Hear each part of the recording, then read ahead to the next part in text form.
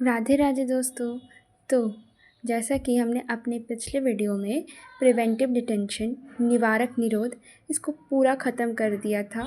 ये क्या होता है, क्यों होता है, अगर आपको जानना है तो आप पिछले वीडियो में देख लीजिए। मतलब एक बार समराइज़ कर लेते हैं। प्रिवेंटिव डिटेंशन ये पावर पुलिस को दिया गया है कि अगर आपके ऊपर पुलिस को कोई शक है तो वो आपको अरेस्ट कर सकता है।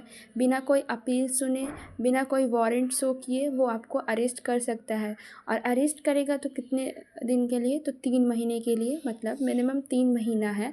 और अगर ऊपर से ऑर्डर आए कि इससे ज़्यादा भी रखना है तो वो उससे ज़्यादा दिन के लिए भी आपको अरेस्ट करके रख सकता है। अब इसके लिए अगर कोई पर्सन अरेस्ट हुआ है तो वो उसको इंडिपेंडेंट है, वो लॉयर लेगा पर कुछ समय के बाद ही, ठीक है। तो एग्ज़ाम्पल इसका याद है आपको? एग्ज़ाम्पल रॉलेट एक्ट था 1999 और जम्मू कश्मीर वाला। कुछ नेता आए थे जो आईपीसी 370 वहाँ से हटाया जा रहा था, तो उनको भी निवारक निरोध यानी हाउस अरेस्टिंग किया गया था, ठीक है। तो आज का हमारा क्या है टॉपिक? इनकाउंटर। ये तो और इम्पॉर्टेंट है जानने के लिए। इनकाउंटर कब और कैसे होता है? ये तब होता है जब आप पुलिस के कस्टडी से भाग रहे हो या पुलिस के ऊपर हमला कर रहे हो, ठीक है। इनकाउंटर ऐसे ही नहीं होता है जब आप पुलिस के कस्टडी से भाग रहे हो या फिर पुलिस के ऊपर हमला कर रहे हो तो इनकाउंटर होगा।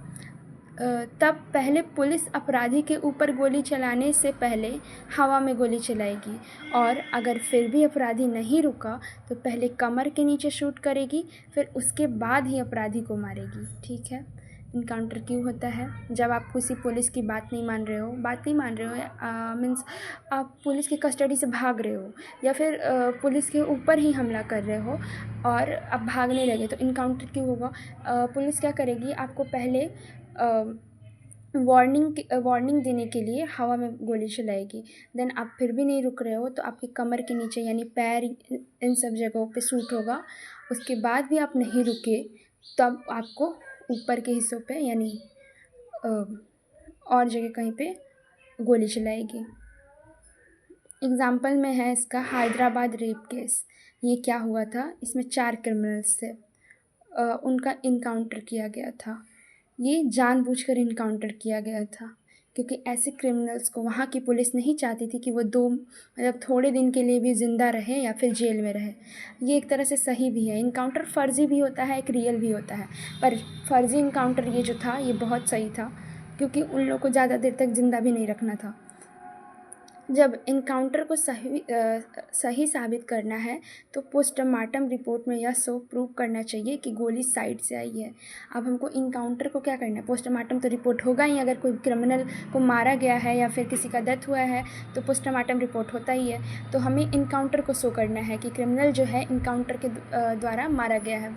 तो इनकाउंटर को शो करने के लिए हमें ये शो करना, मतलब पोस्टमार्टम की रिपोर्ट में आना चाहिए कि गोली साइड से आई है।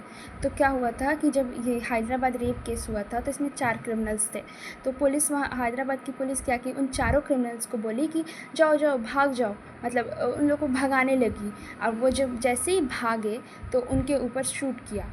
मतलब उन लोग को लगा, चारों को, हम लोग को पुलिस छोड़ रही है, भागने लगे और वो भागे तो शूट कर दिया। अब ये आता है कि भागने पे ही वो क्यों भगाया, चाहता तो रुका हुआ भी कर, लेकिन हमें ये दिखाना था कि पोस्टमार्टम रिपोर्ट में कि गोली साइड से लगी है। अब जब कोई आदमी भागेगा तो उसकी साइड से ही गोली छू के ऐसे निकलेगी तो हो ही जाएगा।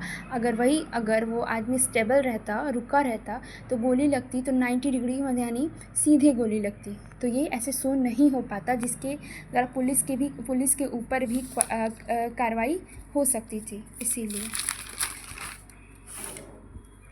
अब देखिए, क्योंकि थाना में खाने पीने का साधन नहीं होता है, हाँ यहाँ का है कि चाहिए था गोली साइड से आई है।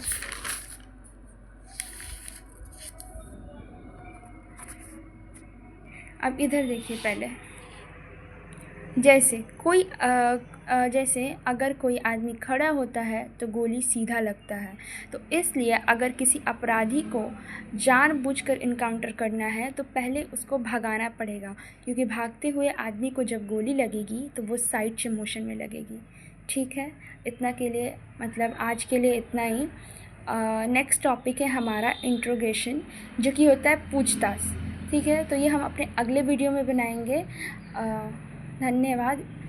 अगर आपको अच्छा लगे तो कमेंट करके बताइए, हम ऐसे नॉलेजेबल चीज़ और लेके आएंगे।